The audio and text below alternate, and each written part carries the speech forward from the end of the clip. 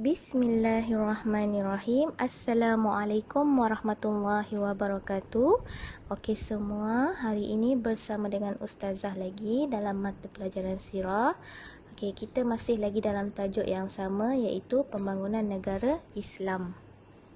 Sebelum ni, Ustazah pernah terangkan tentang pembinaan masjid. Antaranya ialah Masjid Quba, Masjid Nabawi dan Masjidil Haram. Okey, kita tengok kenapa masjid-masjid ini dibina. Ustazah dah pernah terangkan sebelum ni. Nanti cuba tengok balik tajuk-tajuk yang lepas, kenapa masjid ni dibina pada zaman Rasulullah dan kenapa Nabi membina masjid ini.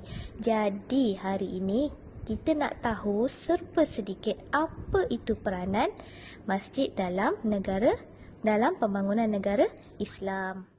Kat sini, peranan masjid ada 5 sahaja. Okey, mari kita tengok satu persatu. Okey, yang pertama apa dia? Iaitu pusat ibadat. Okey. Antara yang pertama sekali masjid ini dibina ataupun dibuat adalah untuk dijadikan pusat ibadat. Okey, memang kita semua sedia maklum, nampak je masjid atau surau, apa yang kita nak buat? Okey, mestilah kita nak solat, beriktikaf, zikir, baca Quran dan sebagainya. Sebab apa? Dalam masjid ini, kita buat apa sahaja, insya-Allah akan dapat pahala. Siapa tak nak pahala? Semua orang nak pahala kan? Okey. Okey, yang seterusnya iaitu pusat pendidikan. Okey. Masjid ini dulu dijadikan sebagai pusat pendidikan juga. Contohnya, macam sekarang lah, ada kafa yang berdekatan dengan masjid. Contohnya kita lah, Kafa Al-Wihdah. Kafa Al-Wihdah kan sekarang ni kita belajar dekat mana? Dalam surau.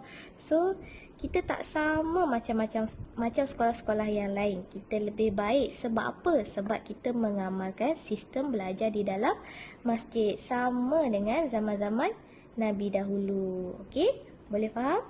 Itu salah satu contohlah sistem pusat pendidikan. Okey. Seterusnya kita tengok iaitu pusat pengurusan dan pentadbiran ekonomi.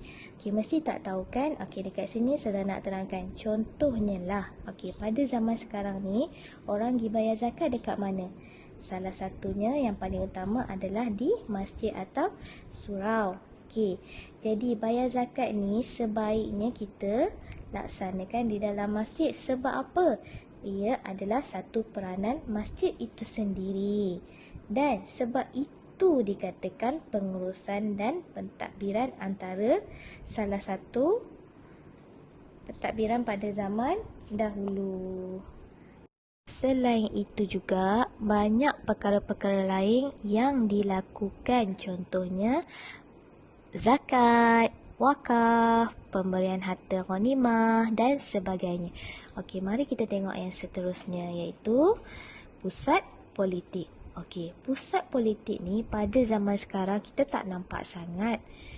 Sebab politik ni lebih kepada kerajaan. Tapi pada zaman Nabi, masjid ini dijadikan sebagai pusat politik. Kenapa? Salah satunya ialah ia membincangkan tentang kepentingan negara. Okey. Yang terakhir mari kita tengok iaitu pusat kemasyarakatan. Apa yang kamu faham tentang pusat kemasyarakatan ni? Okey, di sini saya nak bagi contoh. Contohnya, macam ni. Okey, antaranya adalah program-program raya, ceramah, majlis ilmu, majlis korban, aktiviti dan sebagainya.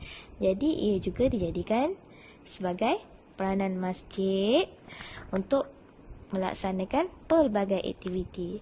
So, ini adalah salah satu daripada 5 peranan masjid dalam pembangunan negara Islam. Okey, untuk video akan datang, saya akan terangkan satu persatu berkaitan dengan 5 perkara ini. Okey, jadi pastikan kamu ingat 5 peranan masjid ini nanti. Sebab apa? Akan datang, Ustazah akan tanya dalam bentuk soalan. Okey, jadi itu sahaja dari Ustazah. Okey, sekian. Assalamualaikum warahmatullahi wabarakatuh.